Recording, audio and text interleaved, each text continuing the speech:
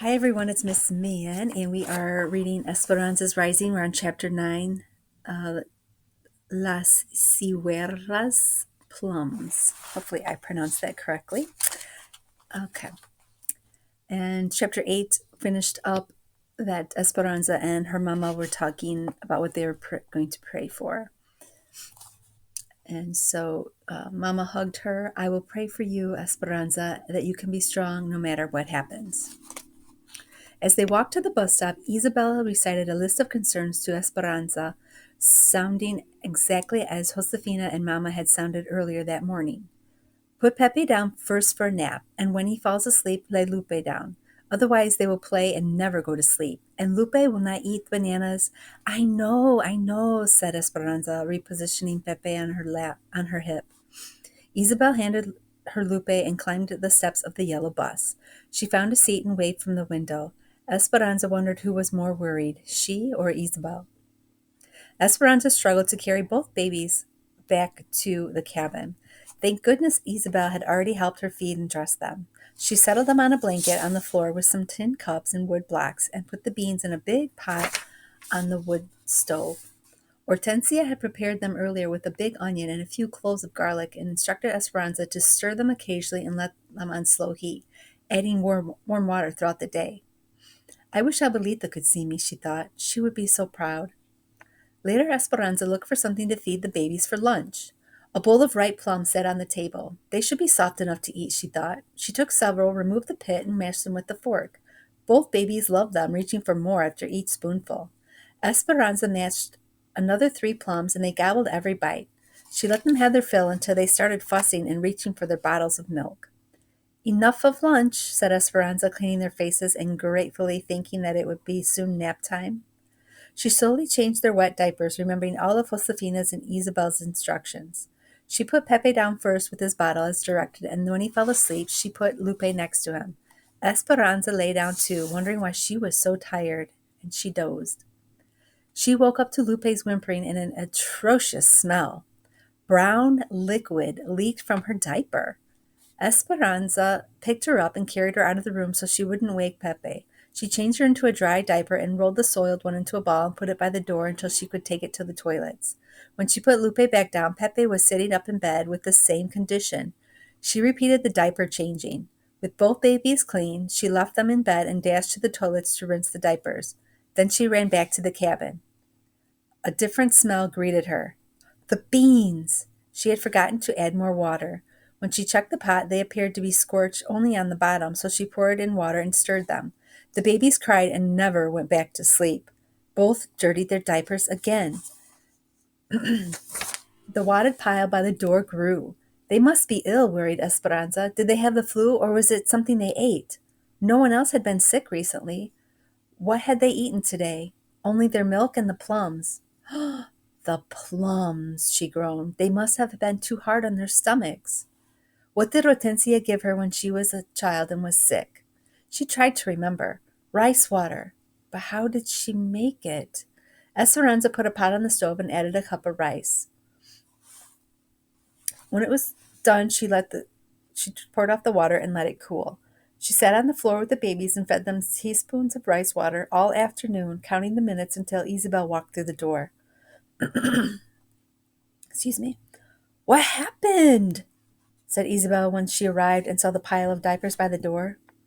They were sick from the plums, said Esperanza, nodding toward the plate still on the table where she had mashed them.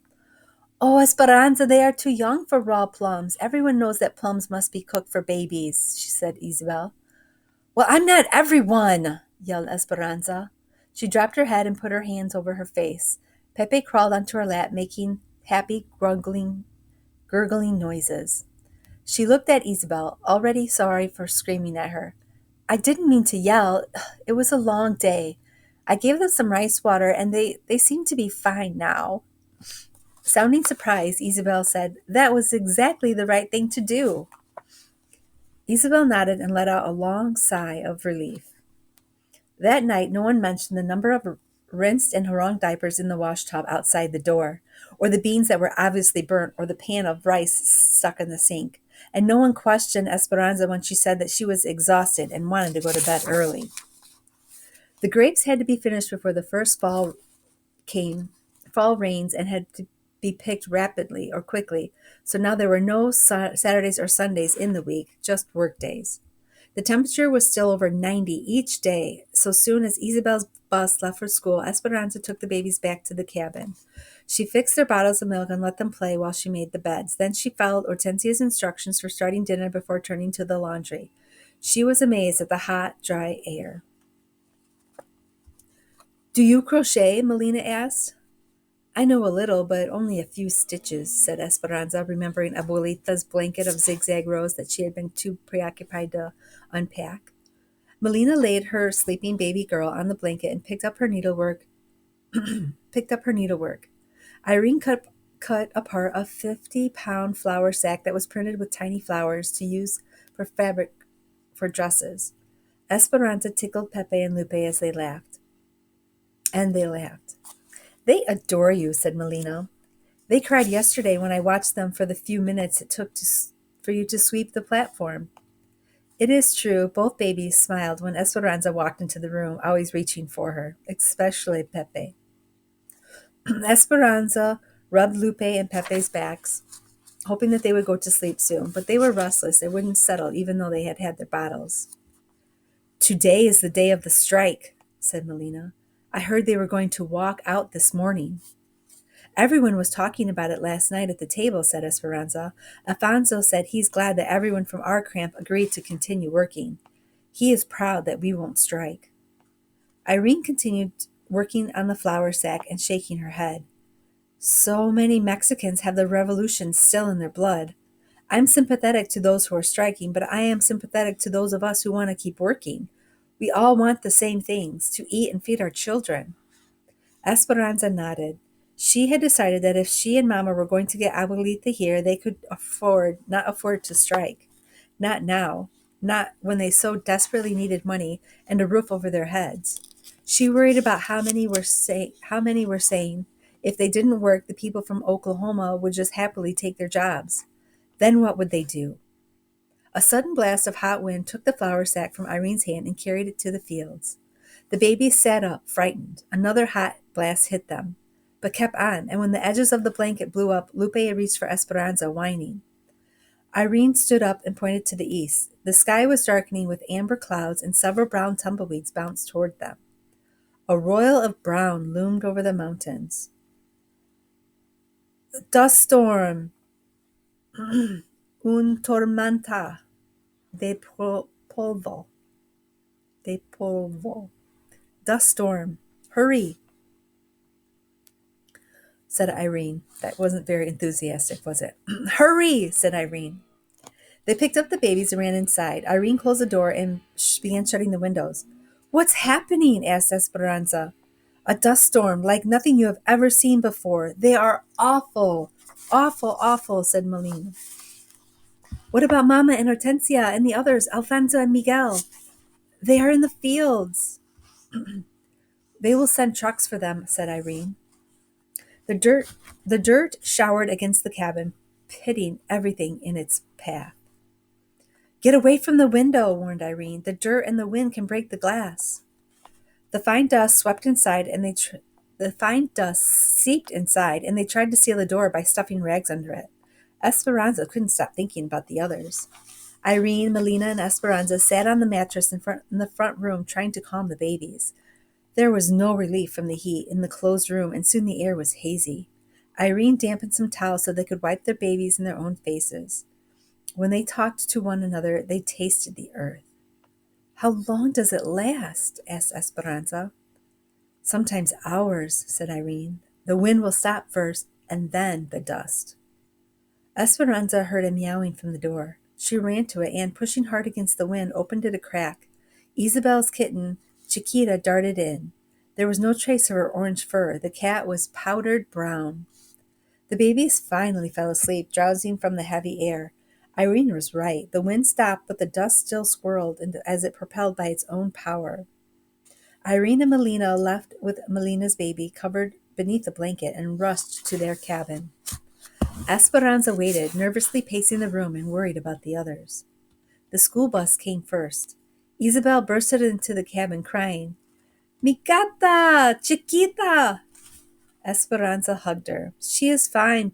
She is fine, but very dirty and hiding under the bed. Are you all right? Yes, said Isabel. We got to sit in the cafeteria all afternoon and play games with erasers on our heads. But I was worried about Chiquita.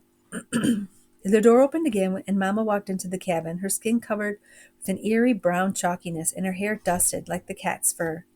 Oh, Mamma! I'm fine, mija, she said, coughing.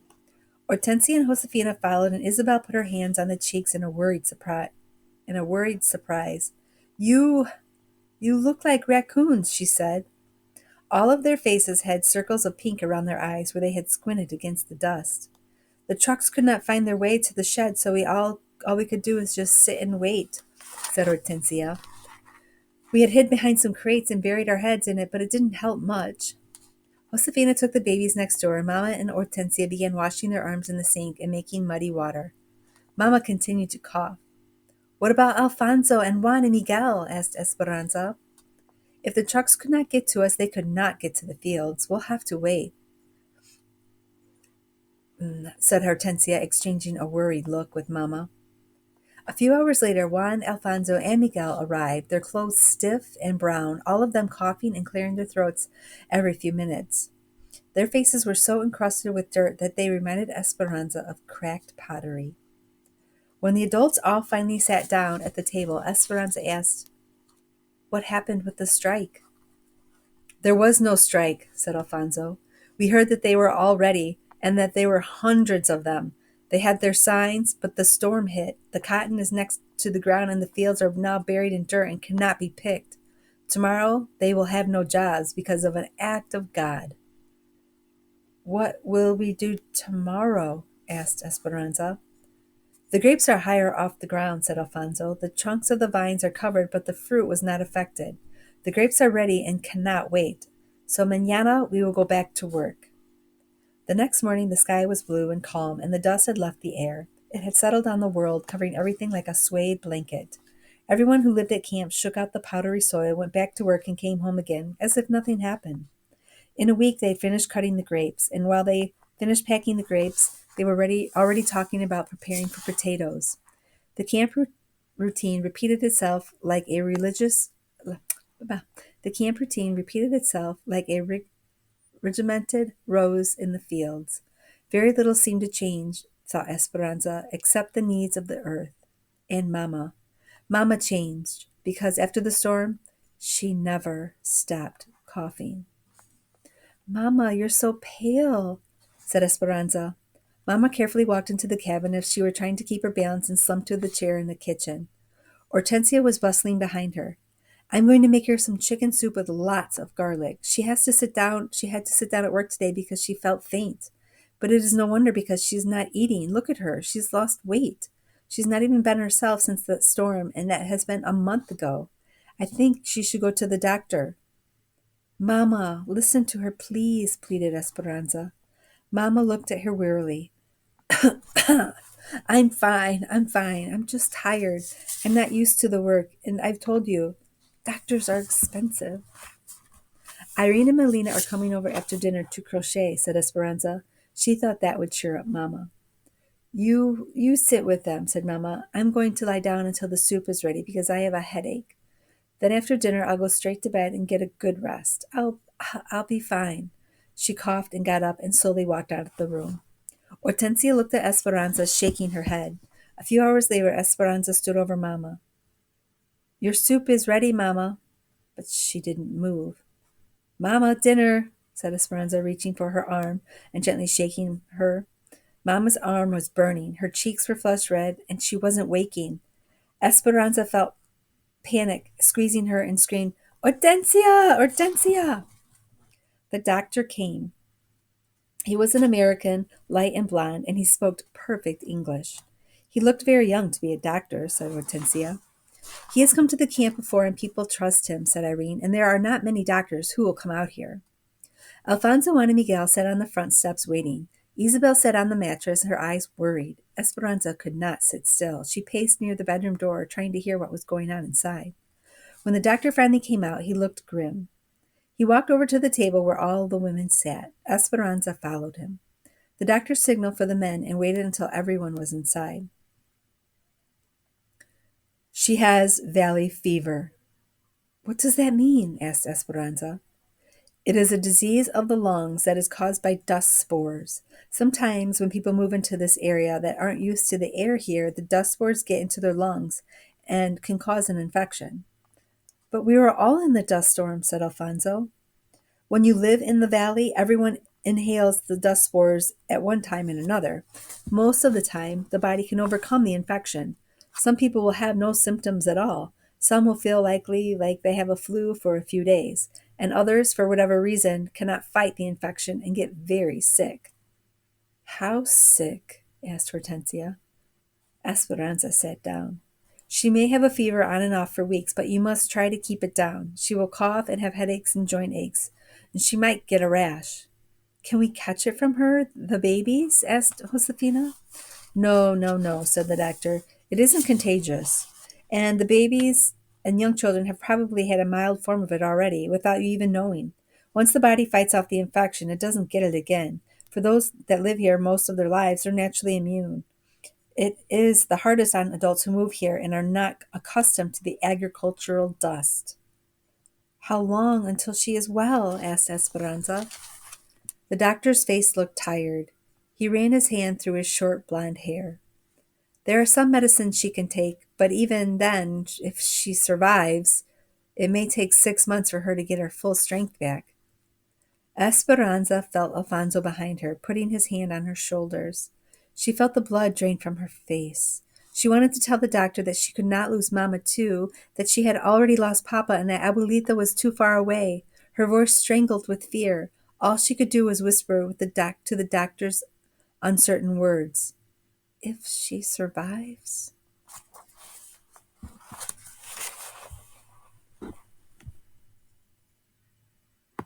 Chapter 10. Las Papas, Potatoes. Esperanza almost never left Mama's side. She sponged her with the cool water and fed her teaspoons of broth throughout the day. Miguel offered to take over a sweeping job for her, but Esperanza wouldn't let him. Irene and Melina arrived each morning to check on Mama to take care of the babies. Alfonso and Juan picked up layers of newspaper and cardboard in the bedroom to keep out the November chill, and Isabel drew pictures to hang on the walls because she did not think Mama would like newspaper and was pretty enough for Mama. The doctor came back a few weeks later with more medicine. She's not getting worse, he said, shaking his head, but she's not getting better either. Mama drifted in and out of fitful sleep. Sometimes she called out for Abuelita. Esperanza could barely sit still and often paced around the small room. One morning, Mama said weakly, Esperanza. Esperanza ran to her and took her hand. Abuelita's blanket, she whispered.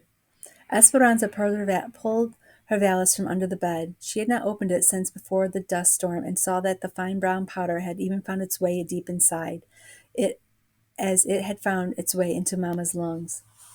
She lifted out the crocheting that Abuelita had started the night Papa died. It seemed like a lifetime ago. Had it only been a few months? She stretched out the zigzag rows. They reached from one side of Mama's bed to the other, but were only a few hands wide, looking more like a long scarf than the beginnings of a blanket. Esperanza could see Abuelita's hair woven in, and so that all her love and good wishes would go with them forever. She held the crocheting to her face and could still smell the smoke from the fire and the faintest scent of peppermint. Esperanza looked at Mama, breathing uneasily, and her eyes closed. It was clear she needed Abuelita. They both needed her, but what was Esperanza to do? She picked up Mama's limp hand and kissed it. Then she handed the string of zigzag rows to Mama, who clutched it to her chest. What had Abuelita told her when she had given her the bundle of crocheting? And then she remembered. She had said, "Finish this for me, Esperanza, and promise me you'll take care of Mama." After Mama fell asleep, Esperanza picked up the needlework and began where Abuelita had left off. Would she ever escape this valley she was living in? This valley of Mama being sick? What else did Abuelita say? After she had lived many mountains and valleys, that they would be together again. That's what she said. She bent over her work intent, and when her hair fell onto her lap, she picked it up and wove it into the blanket. She cried when she thought of the wishes that would go into the blanket forever, because she was wishing that Mama would not die. The blanket grew longer, and Mama grew more pale. Women in the camp brought her extra skeins of yarn, and Esperanza didn't care that they didn't match. Each night when she went to bed, she put the growing blanket back over Mama, covering her in hopeful color. Lately, it seemed Esperanza could not interest Mama in anything. Please, Mama, you must eat more soup.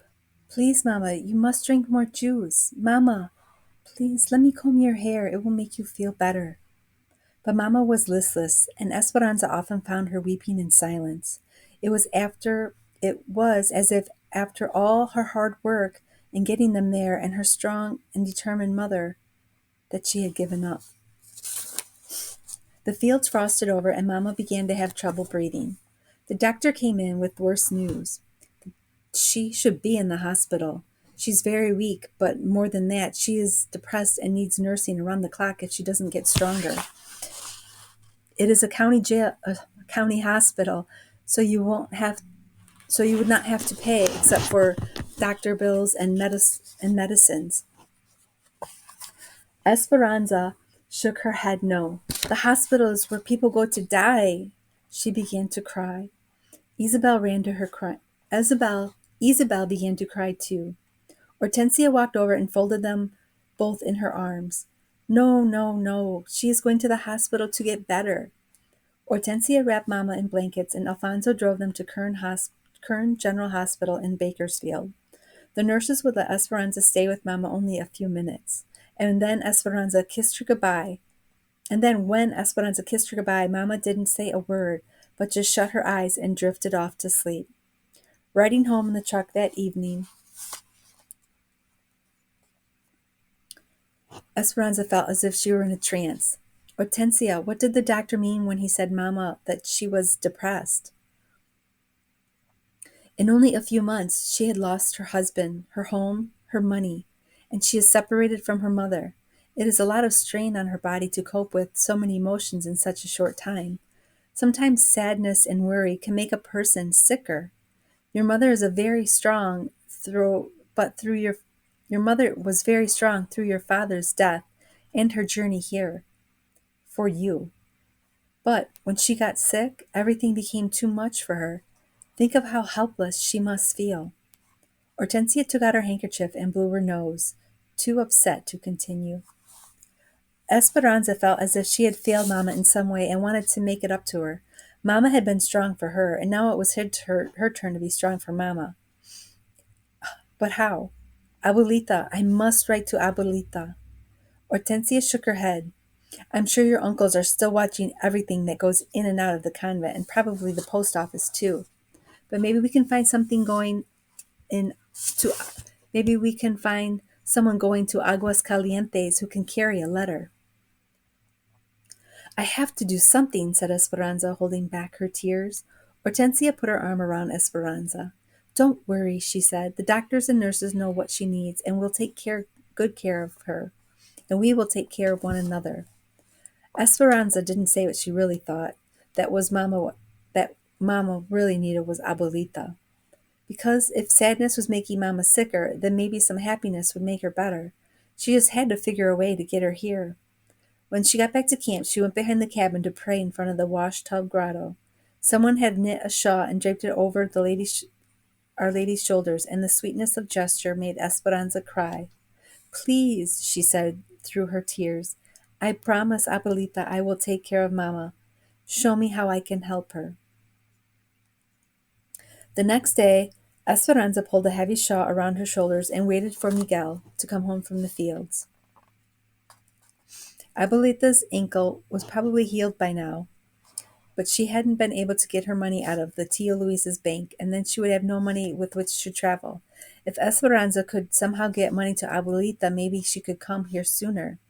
When Miguel jumped off one of the tracks, she called to him. What have I done to deserve this honor, mi reina? He said, smiling and walking towards her. Please, Miguel, no teasing. I need help. I need to work so I can bring Abuelita to Mama. He was quiet, and Esperanza could tell he was thinking. But what could you do, and who would take care of the babies? I could work in the fields or in the sheds, and Melina and Irene would have offered to watch Pepe and Lupe. It's only men in the fields right now, and you're not old enough to work in the hotel in the sheds. I am tall. I can wear my hair up. They won't know. The problem is the problem is that it's the wrong time of year. They aren't packing anything right now, not until asparagus in the spring. My mother and Josefina are going to cut potato eyes for the next 3 weeks. Maybe you could go with them? But it is just 3 weeks, said Esperanza. I need more work than that. Anza, if you are good at cutting potato eyes, they will hire you to tie grapes. If you are good at tying grapes, they will hire you for asparagus. That's how it works. If you're good at one thing, they're going to hire you for another. She nodded. Can you tell me one more thing, Miguel? Claro, certainly. What are potato eyes? Esperanza huddled with Josefina, Hortensia, and a small group of women waiting for the morning truck to take them to their sheds. Since the driver could only see a few yards ahead, the truck rumbled slowly on the dirt roads. The truck stopped at a big packing shed. It was really one long building with different open air sections, as long as train cars. But cutting potatoes eyes was really different. Since nothing was being packed, there wasn't the usual activity. Only 20 or so women gathered in the carnivorous shed, sitting in a circle on upturned crates, protecting from the wind by only a few stacks of empty boxes. The Mexican supervisor took their names. With all the clothing they were wearing, he barely looked at their faces. Josefina had told Esperanza that if she were a good worker, that the boss would not concern themselves with her age, so she knew that she would have to work very hard. Esperanza copied everything that Hortensia and Josefina did. When the women put hot bricks between their feet to keep their feet warm, like so did she. And when they took off their outer gloves and worked in thin cotton ones, she did the same. Everyone had a metal bin sitting behind them. The field workers brought cold potatoes and filled their bins. Hortensia took a potato, and then with a sharp knife she cut it into chunks around the dimples. She tapped her knife on one of the dimples. This is an eye, she whispered to Hortensia. Leave 2 eyes in every piece so that there can be 2 chances for it to take root. When she dropped the chunks of potato into a burlap sack. When the sack was full, the field workers took it away. Where do they take them? She asked Hortensia.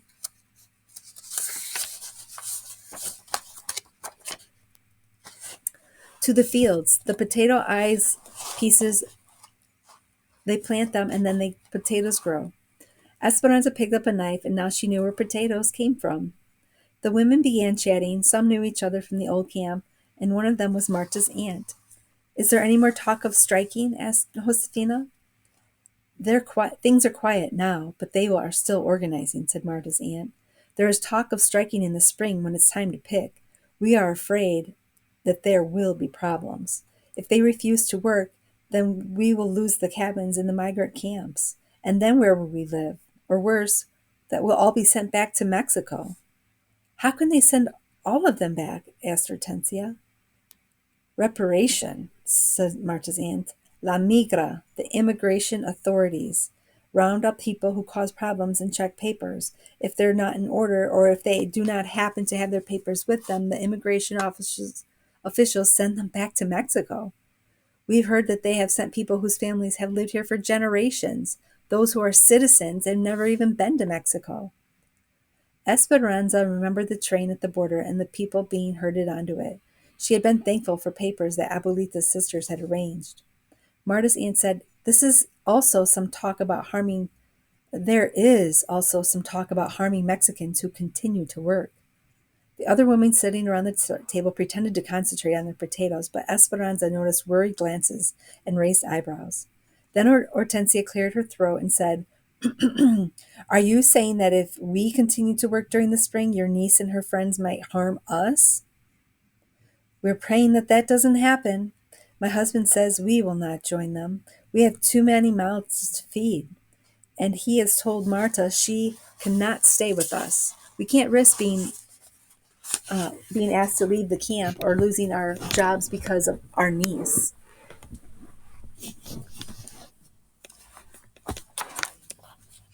Is anyone going to Mexico for La Navidad? Asked another woman, wisely changing the subject. Esperanza kept cutting the potato eyes, listening carefully, hoping someone would be going to Aguas Calientes for Christmas, but no one seemed to be traveling anywhere near there. A worker A worker refilled Esperanza's metal bin with another loud load of potatoes. The rumbling noise brought back thoughts to what Marta's aunt had said. If it was true that the strikers would threaten people who kept working, they might try to stop her too. Esperanza thought of Mama in the hospital and Abuelita in Mexico and how much depended on her ability to work. If she was lucky enough to have a job in the spring, no one was going to get in her way. A few nights before Christmas, Esperanza helped Isabel make a yarn doll for Sylvia while the others went to a camp meeting. Ever since Esperanza had taught Isabel how to make the dolls, it seemed that there was a new one each day, and monas of every color now sat in a line on their pillows. Sylvia will be surprised, said Isabel. She has never had a doll before. We'll make some clothes for it too, said Esperanza. What is Christmas like in El Rancho de What was Christmas like at El Rancho de las Rosas? Isabel never tired of Esperanza's stories about her previous life. Esperanza stared up at the ceiling, searching her memories. Well, Mama decorated with Advent wreaths and candles, and Papa set up the nativity on a bed of moss in the front hall. And Hortensia cooked for days. They were empanadas filled with meat and sweet raisin tamales. You would have loved how Abuelita decorated her gifts.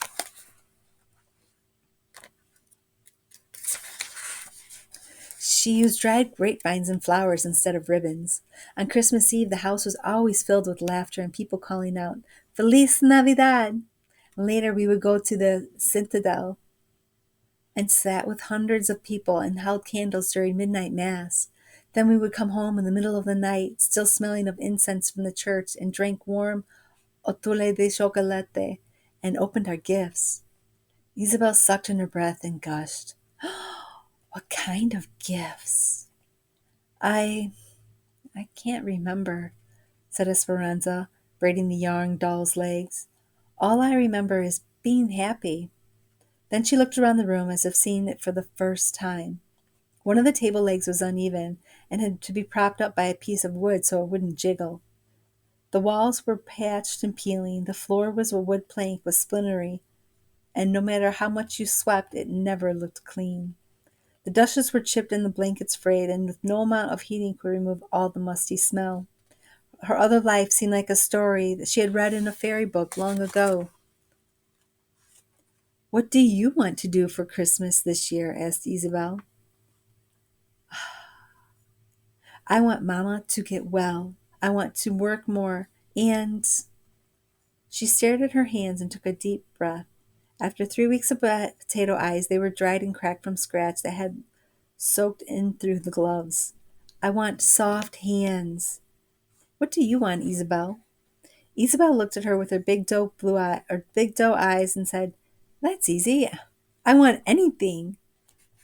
Esperanza nodded and smiled. Admiring the completed doll, she handed it to Isabel, whose eyes, as usual, were excited.